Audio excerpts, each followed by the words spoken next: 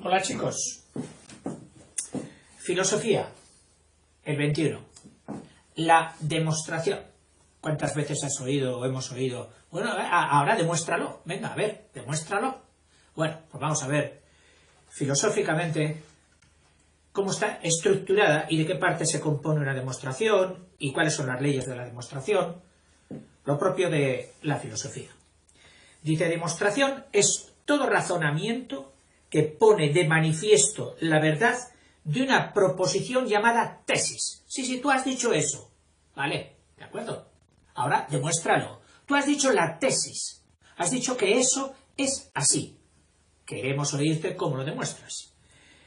Y esto se hace mediante otras proposiciones, silogismos, etcétera, que sean verdaderas, de las cuales se deriva la tesis.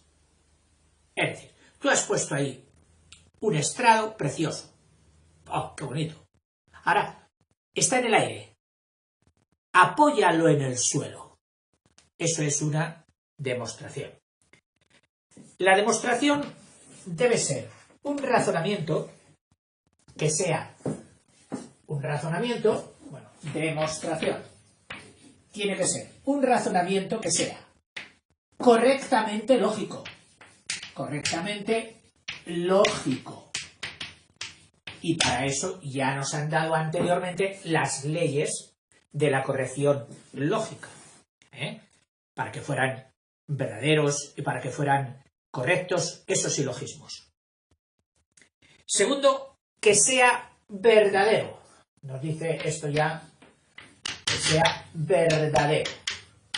¿Y qué entendemos por que sea verdadero ese razonamiento? Dice que pruebe una tesis verdadera. Oiga, nos está diciendo usted que hagamos verdad. Y nos dice ya que sea, por de pronto, verdadera.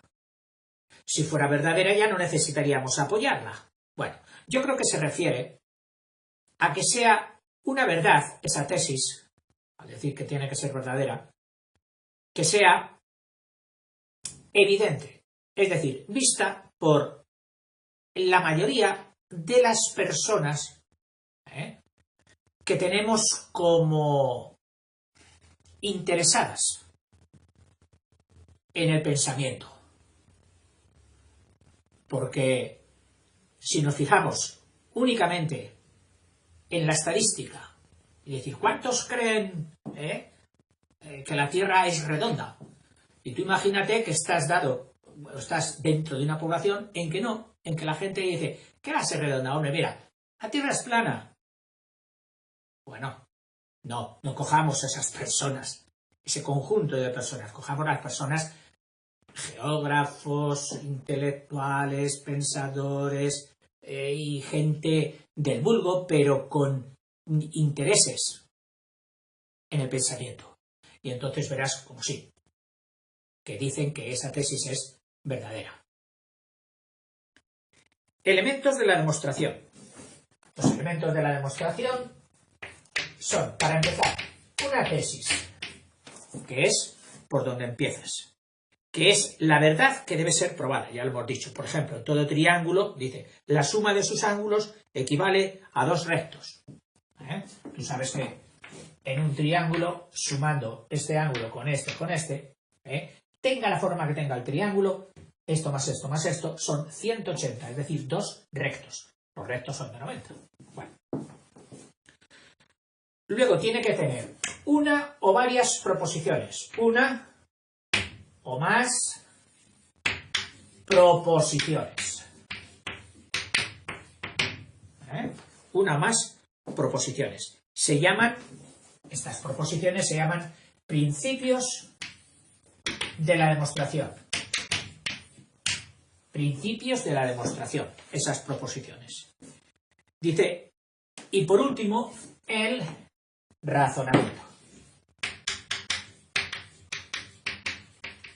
Cuando ya tenemos las proposiciones, argumentamos y construimos el razonamiento, que irá a sustentar la tesis. Estas proposiciones son los principios del razonamiento. En el ejemplo del caso anterior, del triángulo, bueno, pues te dice, no sé si te acuerdas, de que en dos paralelas cortadas por una oblicua se determinan 8 ángulos. Recuerda que los que estaban dentro de la franja se llamaban internos, los que estaban fuera externos. Para compararlos, pues si estaban en el mismo lado eran si estaban en diferente lado, en el mismo lado, si estaban juntos eran adyacentes. Si estaban de este lado me parece que eran contiguos. No me hagas, ahora dudo un poquito. Y si estaban en diferente lado eran alternos. La cuestión es que según Euclides, que fue el que nos dejó todo esto, había ángulos iguales.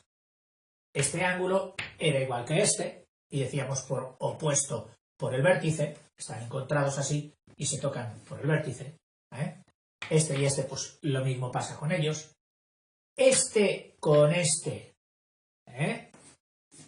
los llamaba correspondientes, pero uno era interno y otro era externo. En fin, es una lección interesante. No vamos a entrar ahora a desarrollarla entera. La cuestión, que está desarrollada ya en la serie de matemáticas, la cuestión es la siguiente, que si tú aquí haces un triángulo, este 1, 2 y 3, esta oblicua ha determinado también otros ángulos, otros 8 ángulos. De forma que este ángulo, según Euclides, es igual a este. Y este ángulo es igual que este. Si este fuera el ángulo A, este fuera el ángulo B y este fuera el ángulo C, tendríamos que A más B más C sería igual a C más, como este es igual a este, vamos a llamarle B', y como este es igual a este, vamos a llamarle A', el A más el B más el C, que son los ángulos del triángulo, sería igual a C más A' y más B', o pongámoslo así, A' más C más B'. Es evidente que el A', C, B' forman un ángulo plano, que es lo mismo que dos rectos y por lo tanto igual que 180. Y ahí habríamos demostrado, ahora hemos estado haciendo el razonamiento con esas proposiciones. Las proposiciones serían la igualdad de estos ángulos de dos paralelas cortados por una oblicua. Los primeros principios de la demostración. Vamos a poner el microscopio o encender los focos sobre los principios de las demostraciones. Dice, ¿cuáles son los primeros? Porque claro, si tú tienes una losa ahí, suspendida, y empiezas a apoyarla por debajo, que esos son los principios, esta sería nuestra losa, la tesis. Empiezas a apoyarla. ¿Cómo? Con unos silogismos, pero a su vez estos silogismos estarán apoyados en otros. Vamos, se va construyendo como un edificio, pero llega un momento en que decimos, oye, no podemos seguir hasta el infinito, tiene que haber unos, porque aquí está el suelo, que sean los primeros principios. Estos cómo tienen que ser, sobre los cuales se van a sustentar otros y otros, hasta llegar a la tesis, que es lo que yo quiero demostrar. Pues dice, los primeros principios de la demostración, es decir, estos, los que se asientan ya en el suelo, ¿cómo tienen que ser? Dice, los principios inmediatos de una demostración deben ser, a su vez, los principios inmediatos. Inmediatos son los que están los primeros, los que están pegando a la tesis. Los principios inmediatos de una demostración deben, a su vez, demostrados por otros principios. El libro pone superiores porque habrá hecho otro croquis. Para mí sería llamarles inferiores, pero bueno. Dice, y estos a su vez por otros. Y así sucesivamente. De este modo se llega a los primeros principios, que en nuestro caso serían estos, que deben ser los primeros principios, deben ser indemostrables. Porque claro, si fueran demostrables significa que habríamos construido otro debajo, ya no serían ellos los primeros. Lógico. Que deben ser evidentes en sí mismos. Evidentes en sí mismos. O por sí mismos. Bueno, separado, ¿eh? Evidentes en sí mismos. ¿Qué significa? Oye, que se ven. Pero ¿se ven porque hay otro que le está respaldando? No. En sí mismos, oye, se ve. No necesitas mirar a otro sitio. Tú míralo y eso es evidente. Eso se ve. No hace falta preguntarlo. Y además lo ve todo el mundo. Quien dice todo el mundo, pues casi todo el mundo. Y por último, tiene que ser, y por lo tanto se constituyen los elementos últimos de toda demostración. Los elementos últimos de toda demostración. Los últimos. Si tú descubres que hay alguien que está soportando a este que tú decías que era un primer principio, acabas de demostrar que no es primero. Si tú acabas de demostrar o acabas de ver, de descubrir que hay aquí otro principio que le sustenta a él ya no sería el último. O sea que deben ser los últimos principios de la demostración. Luego podríamos hacer una división de estos principios en función de la materia o asignatura en la que son utilizados.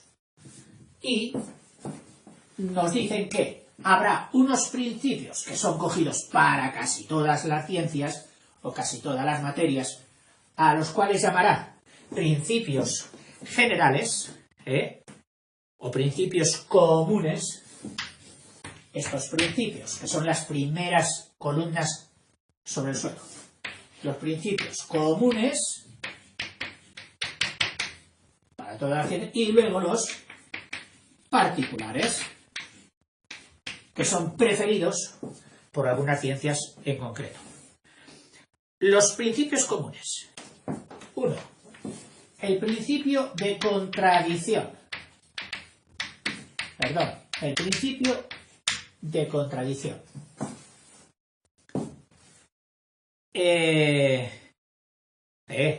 Contradictorio. C antes de T significa que dicción va con dos T's. Perdón. Ejemplo. Ninguna cosa puede... ¿Cómo se expresaría este principio de contradicción? Pues mira, ninguna cosa puede ser y no ser al mismo tiempo. O sea, si es, no puede ser no es. Y considerado, por supuesto, bajo el mismo aspecto. O sea, con la misma visión. Porque habíamos visto que las cosas pueden ser, bajo un aspecto o fundamento, pueden ser una realidad, como suponíamos con los triángulos. Si los miras los ángulos, puede ser acutángulos, tal, o tus ángulos rectángulos. Pero si los miras bajo el aspecto de los lados, bueno, pues no dice, considerados bajo el mismo aspecto, solo pueden ser, y una vez que son, ya no pueden ser, no son. Sería lo que tú dijeras, esto es, y luego vienes y dices, esto no es, oye, aclárate, te estás contradiciendo. Y eso no puede ser. Ejemplo. ¿O cómo se diría esto esquemáticamente? A no puede ser, al mismo tiempo, no A. A no puede ser, no A. Ejemplo, con un ejemplo concreto. Blanco no puede ser no blanco. Alguno a lo mejor ya estaba esperando, como me pasaba al principio, negro. No. No cojas como opuesto de blanco el negro. El opuesto aquí, en filosofía, del blanco sería el no blanco. Y el no blanco puede ser cualquier cosa menos el blanco. Principio de identidad.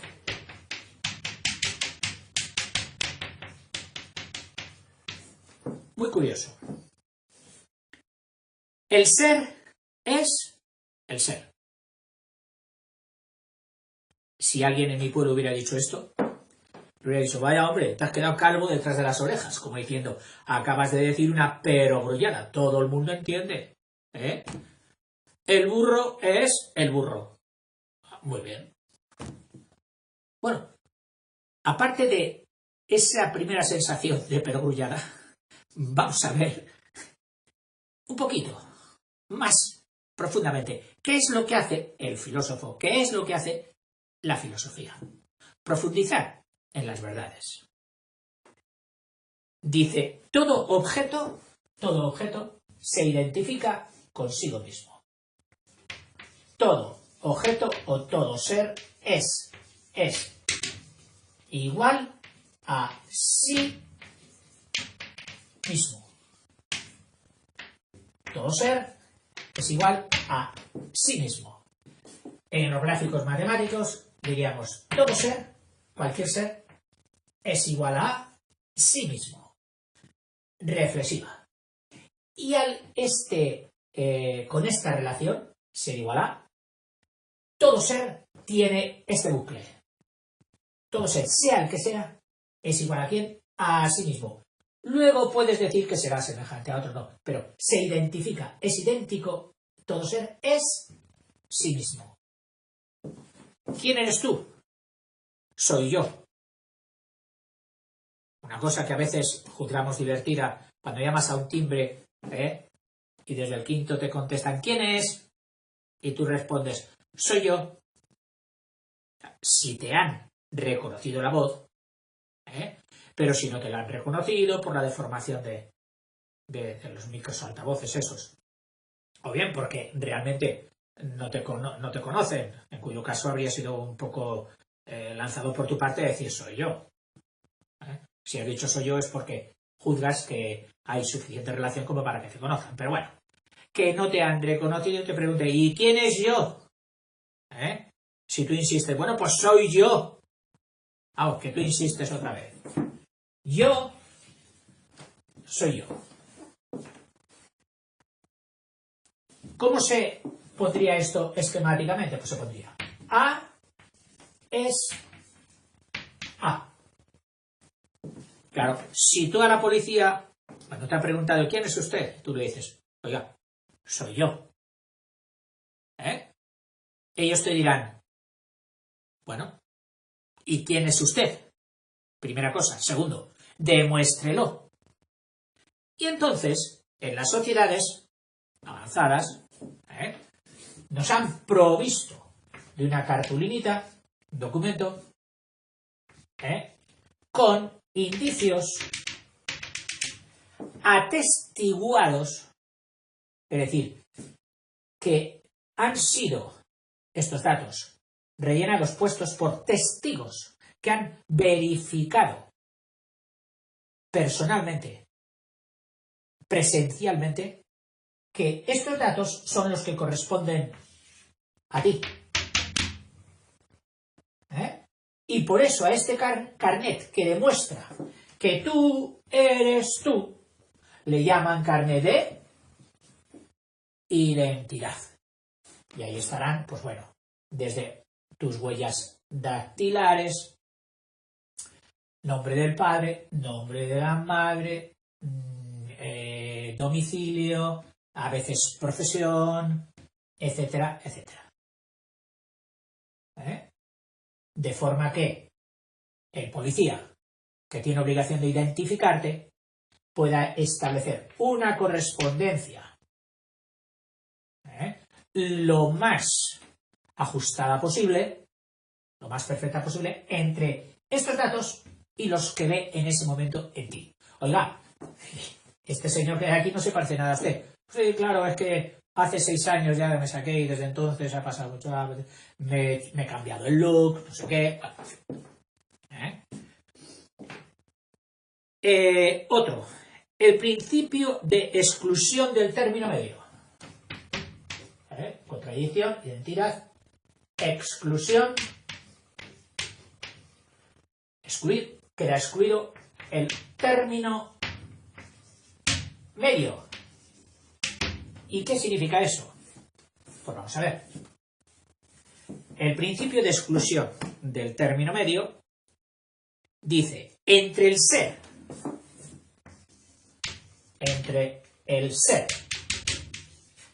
y el no ser, aquí en medio no hay nada. Cualquier cosa queda excluida, fuera, no existe, no puede haber. Queda excluido cualquier término medio entre el ser y el no ser. Que tú, vulgarmente hablando muchas veces, dices, oye, déjate de bobadas, o es o no es. Te estás diciendo que excluyes cualquier término medio. No, pero es que... No. O es o no es. Ejemplo, sería... Esquemáticamente con la A sería o A o no A. Es A o no A. No hay otra bifurcación. O sea, esto sería una bifurcación. Que viene el camino, la disyuntiva. Vienes por aquí, oiga, ¿qué tengo que seguir? Bueno, pues ya sabe que tiene que seguir usted entre la A y el no A. Oiga, ¿no hay término medio? No. No hay un término medio. O sea que esto es blanco o no blanco. A ver, ¿has dicho que es blanco? Sí. Bueno, pues ahora vas y dices que no es blanco, que no blanco. No, pero es que déjate en paz de bobadas. O es blanco o no es blanco. Ahora, dentro del no blanco ya pueden ser otras cosas. Gris, amarillo, verde, azul. Pero el principio, nuestro razonamiento, nuestra cabeza nos dice que entre el blanco y todo lo que no es blanco, no hay término medio. O es blanco o no es blanco. Ese sería el principio de exclusión del término medio. Otro. El principio de razón suficiente.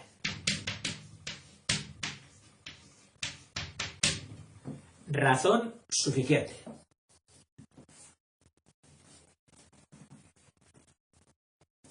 Vamos a ver qué nos dice. Dice, nada ocurre sin que exista una razón por la que tenga que ser así y no de otra manera. No, pues mira, se cayó por casualidad. No.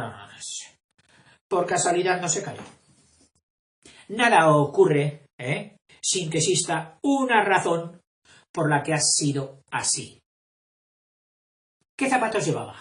No eran los adecuados. Estaba en un piso mojado. Iba a bastante más velocidad de la que iba, pensando en otras.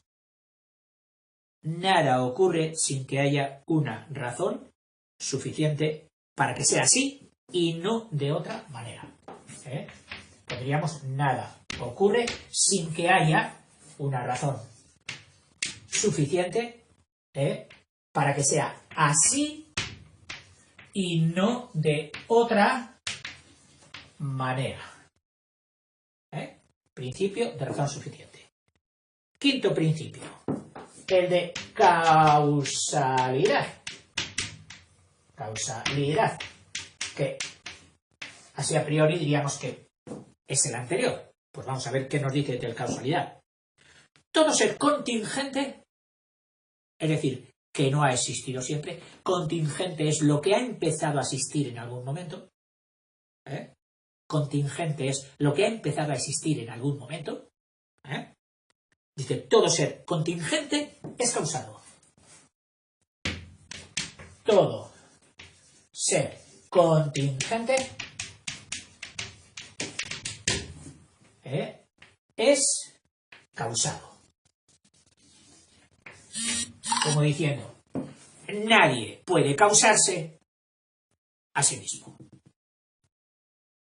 Este principio de la causalidad es el que más fuerza, al que más fuerza dan los teólogos para deducir la existencia de un principio primero e inmediato, que luego le han puesto el nombre de Dios, como le podían haber puesto otro nombre. Para eso ello sería el Dios. Y ahora vendríamos a los principios particulares. Vamos a verlos. Los principios particulares, hemos visto los comunes a todas las ciencias, y los particulares, que serían estos.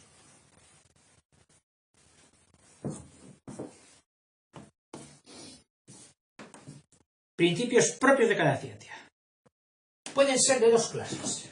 Vamos a subirlos aquí. Ahí estaban los comunes, aquí los comunes, aquí los particulares. De dos tipos. Axiomas. A veces lo habremos oído. Eso es un axioma. No lo toques. No lo mires. No preguntes. Todo el mundo lo da por válido. Y huelga ya, es decir, no hace falta, resulta innecesaria, sería inútil pretender una demostración. Eso sería un axioma. Son verdades indemostrables, tienen dos cualidades, lógicamente, indemostrables. Si fueran demostrables, ya no serían axiomas. Y segundo, evidentes. Es decir, que todo el mundo, y cuando decimos todo el mundo, entre comillas, que todo el mundo las ve. Sí, claro, esto es así. O sea, los axiomas son verdades indemostrables y evidentes. Y luego están los postulados, que es una palabra que etimológicamente significa pedidos. Postular es pedir. Son principios, sí, se apoyan en el suelo. No tienen otros que les apoyen a ellos. Pero no son tan evidentes ya, como los axiomas. Es decir, son principios primeros, pero no tan evidentes. Es decir, que para verlos tienes que pararte un ratito y decir, espera, sí, ahora sí ya me he dado cuenta. O sea, no son tan evidentes, tan primarios, tan impactantes, tan de primera línea como los axiomas. Estos son de segunda línea. ¿Has de decir así? Sí, ya lo he visto. En geometría, por ejemplo, un axioma es... En geometría, un axioma es que la distancia más corta entre dos puntos sería este segmento. O dicen normalmente la línea recta. Por supuesto, no será este camino, ni será este camino, ni será este camino, ni será este otro camino que parece, pero no lo es, la línea recta. Un postulado en geometría, por seguir con la misma, dice, por un punto exterior, es decir, que no pertenece a una recta, solo puede pasar una paralela y solo una. Tú dices, a ver, espera, repite. ¿Ves? Ya no es tan evidente. Repite. Por un punto exterior de fuera de una recta, solo puede pasar una otra recta paralela a esa y solo una. Vale. Sí, ahora ya lo veo claro. Lo veo claro. En fin. Y ahora vendrían las clases de demostración. Pero eso ya mejor que acometamos en otro vídeo. ¿De acuerdo? Venga, hasta luego.